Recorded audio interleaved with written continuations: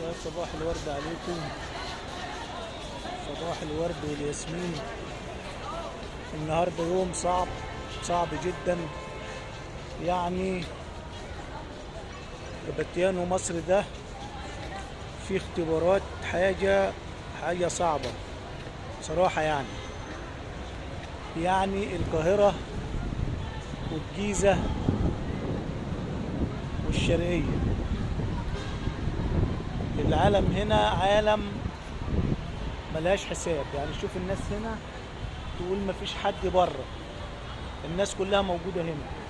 انا طلعت بره خالص طبعا اهو، شايفين الناس. لو لسه في اعداد تانية بتيجي رهيبة اهي اهي.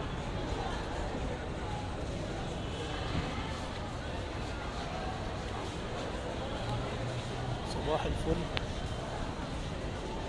صباح الورد. ربنا يصلح حال الجميع، اللهم امين يا رب.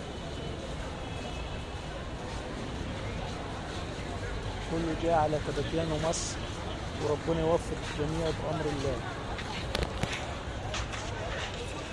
هي البشرية، الناس كثيرة، الناس كثيرة خالص النهاردة. يلا ربنا يوفق الجميع بفضل الله. المكان تحفة اهو زي ما انتم شايفين، المكان خرافة. الناس طبعا في اقبال شديد على المكان اهو، غير العدد اللي جوه، عدد حاجة صعبة خالص بصراحة. واحد يرجع عليه.